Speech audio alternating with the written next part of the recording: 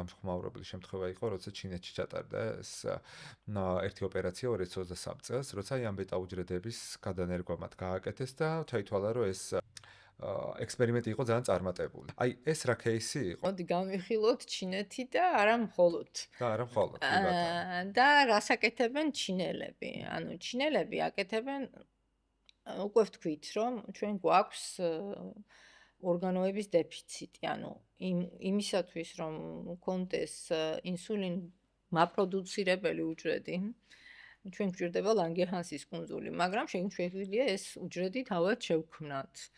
ანუ ამის ეს საშუალება მოგვცა იმან, რომ რაღაც გასული საუკუნის მიწურულს აღმოვაჩინეთ ღეროვანი უჯრედები და პლურიპოტენტული ღეროვანი უჯრედები. ხა რა არის პლურიპოტენტული ღეროვანი უჯრედი? ეს გახლავთ უმწიფარი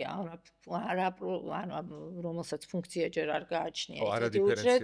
არადიფერენცირებული. ანუ ყველამ რო გაიგოს რას ნიშნავს არადიფერენცირებული არის არ აქვს არანაირი სპეციალიზაცია და ჯერჯერობით არ მიეკუთვნება არც ერთ ქსოვილს და სისტემას და ამ უჯრედს გააჩნია ერთი მნიშვნელოვანი რამ უსასრულო დაყოფის ფუნქცია. ანუ შეგვიძლია გავამრავლოთ ძალიან დიდი რაოდენობით და ამის შემდეგ ჩვენ ასევე შეგვიძლია მოვათავსოთ სპეციალურ გარემოში, სპეციალური ხსნარით და სპეციალური მოლეკულების ზეგავლენით გარდავქმნათ იგი სხვადასხვა ქსოვილად. აი ყველა ორგანიზმის ნებისმიერ უჯრედს მიიღებთ პლურიპოტენტული ღეროვანი უჯრედისგან. ახლა რა არის წყარო ამ პლურიპოტენტული ღეროვანი უჯრედების? გახლავთ ან ემბრიონული, ან ასე ვთქვათ, ინდუცირებული პლურიპოტენტული უჯრედები. ჩვენ ასევე შეგვიძლია ავიღოთ ნებისმიერი ადამიანის კანისგან ფიბრობლასტი, ანუ სპეციალური უჯრედი. მოვახდინოთ მისი რეპროგრამირება, ანუ უკან დავატრიალოთ ეს საათი, გავხადოთ ის იგივე პოტენციის მატარებელ ღეროვან უჯრედად, როგორც არის ემბრიონული და ამის შემდეგ მოვახდინოთ მისი დიფერენცირება, ანუ გარდაქმნა ამა თუ იმ უჯრედად, ამ შემთხვევაში მოდი ვთქვათ, ინსულინ მაპროდუცირებელ უჯრედად. აი ჩინელებმა ზუსტად გააკეთეს ეს, აიღეს პაციენტის კანისგან უჯრედი, გააკეთეს, მოახდინეს მისი რეპროგრამირება. ამ რეპროგრამირების შემდეგ გარდაქმნეს ეს უჯრედები ინსულინ მაპროდუცირებელ უჯრედებად. ანუ ჯერ მიიღეს ღეროვანი უჯრედები, ჩვეულებრივი, მერე უკვე მიიღეს ეს. ხო, ანუ საკმაოდ ხანგრძლივი პროცესია და იმიტომ რომ ახსნა რასთანა გვაქვს საქმე. ამის შემდეგ აი ეს გარდაქმნეს ეს ღეროვანი უჯრედები ინსულინ მაპროდუცირებელ უჯრედებად, ბეტა უჯრედებად, ასე ვთქვათ.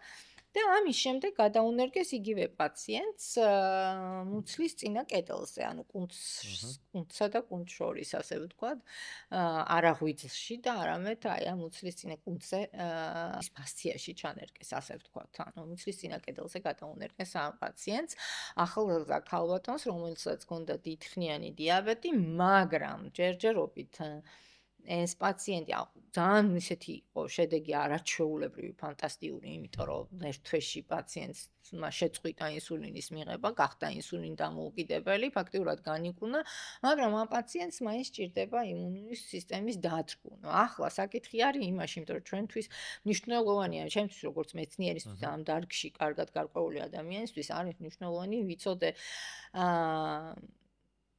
გვაქვს ჩვენ იმის საშუალება, რომ მთლიანად იმუნური სუპრესია ამოვიღოთ კურნალობის სქემიდან, თუ არა, იმიტომ რომ ამ პაციენტს უკვე ღვიძლი ჰქონდა გადანერგილი და ამ ღვიძლის გადანერგვის შემდეგ ასევე საჭიროა იმუნოსუპრესია. ანუ ჯერჯერობით გაურკვეველია.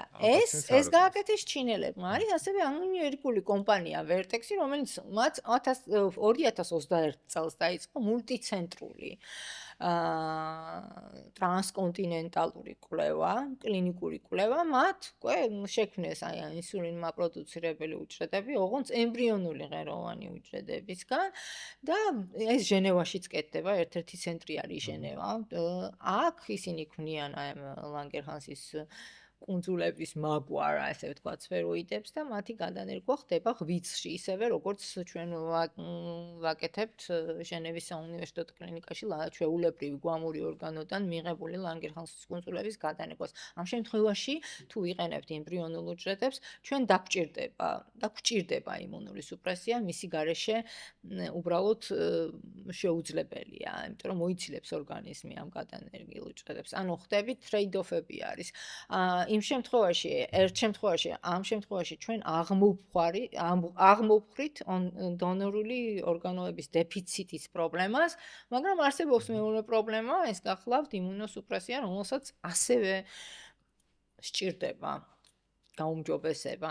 აქეთ მხარეს გვაქვს პლურიპოტენტური ინდუცირებული პლურიპოტენტური უჯრედი, რომელიც გახლავთ პერსონალიზებული, ანუ ადამიანის საკუთარია, მაგრამ გასარკვევია ის ჯერ კიდევ არ არის ნათელი, აი ამ უჯრედების გადანერგვის შემდეგ საჭირო გახდება იმუნოსუპრესია თუ არა. ან კიდევ სხვა მომენტია, რომელიც ჩვენ ძალიან გვაინტერესებს მეცნიერებს, იმიტომ რომ როგორც თქვენც აღნიშნეთ და როგორც მეც განვავრცე, ტიპი 1 დიაბეტი გახლავთ აუტოიმუნური დაავადება. ჩვენ არ ვიცით, რატო იგეშება იმუნური სისტემა და რატო მიაქვს იერიში ინსულინ გამომუშავებელ უჯრედებზე, ბეტა უჯრედებზე. იგივე ხო შეიძლება ახალგადანერგილ უჯრედებს დააწიოს თავს. ჯერჯერობით ამ ეფექტს ჩვენ არ ხედავთ, იმიტომ რომ ჩვენ გვაქვს იმუნოსუპრესიის რა ქვია, იმუნოსუპრესიაზე ყავს პაციენტები და ამიტომ ანუ ესეთი შემთხვევა არა გვაქვს, ხო, რომ ეს ჯერჯერობით გაკეთებინა და იმუნოსუპრესიაზე არ იყოს პაციენტი. არა, ჯერჯერობით ესეთი შემთხვევა არა. ეს არის ორი კვლევა. თუ კი განვითარდება, ხო, ეს ავტოიმუნური რეაქცია, თუნდაც აი ამ საკუთარი უჯრედებიდან გამოყოფილ ღეროვან უჯრედებზე, რომელსაც შემდგომში ინსულინი წარმოქმნიან ბეტა უჯრედებად ვაქცევთ და ამას გადავუნერგავთ, ეს ხო საკუთარი უჯრედია, ხო? ამაზე, ანუ როგორც მივხვდი, არ ვიცით. ასეთი ტიპის უჯრედებზე რა რეაქცია ექნება ჩვენს ორგანიზმს, ხო? აი ეგ არის ამ შემთხვევაში ერთი კითხვის ნიშანი, იმიტომ რომ ყველა შემთხვევა, რომელიც პაციენტებამდე მივიდა, ყველა შემთხვევაში იმუნოსუპრესიაზე იყო და ამ შედეგს ჩვენ ვერ ხედავს მაგის მიღმა. არ ვიცი თუ გაიმეოროს, მაგრამ ამ შემთხვევაში არის, ამიტომაც არის საჭირო, ამიტომაც მუშაობს თელი აი რამოდენიმე აი ესეთი ცენტრი იმაზე, რომ ვთქვათ, იდენტიფიცირება მოხდეს ისეთი ადგილი, სადაც ვთქვათ, განმეორებითი შეყვანა იქნება შესაძლებელი. ჩვენ ხო ვამბობთ იმას, რომ ჩვენ შეგვიძლია უსასრულოდ გავამრავლოთ ის უჯრედები, ასევე შეგვიძლია უამრავი ბეტა უჯრედი მივიღოთ ამ უამრავი უჯრედისგან, ხო? ეს პრობლემა გადაჭრილია, ასე თუ ისე. გადაუჭრელია ფასის პრობლემა, იმიტომ რომ ძალიან ძვირი ჩდება ამ ყველაფრის კეთება და გადაუჭრელია იმუნური ანუ მოცილების პრობლემა, იმუნური სისტემის ანუ მიერ ან მოცილება, ან თავიდან განადგურება ამ ბეტა უჯრედების. იმ შემთხვევაში თუ აღარ იქნება იმუნოსუპრესია საჭირო. აი ეგ არის ჯერჯერობით გადაუჭრელი და მეორეს მხრივ კიდე არის სხვა სტრატეგია, ანუ ჩვენ მუშაობთ ისეთ სტრატეგიაზე, მარტო ჩვენ არა, ანუ ბევრი ლაბორატორია მუშაობს ამაზე, რომ დავუმალოთ უჯრედი ორგანიზმს. ანუ გარდავქმნათ უჯრედი, ანუ გამოვიყენოთ გენური ინჟინერია იმისათვის, რომ მოვახდინოთ აი ამ უჯრედის, ასე ვთქვათ, იმუნურ სისტემას რო დაემალოს, ამაზეა საუბარი. ხო, ანუ ფარივით შევუქმნათ რაღაცა ბიოლოგიური ფარი, ან თვითონ უჯრედში შევცვალოთ ისეთი რამ, ანუ გენი, რომელიც იმუნურ სისტემას აღარ მისცემს იმის საშუალებას, რომ ამოიცნოს ის უჯრედი და მოვატყუოთ ასე. ან თქვენც მუშაობთ მაგაზე, თქვენ ამაზე ჩვენი ლაბორატორიაც მუშაობს, დიახ.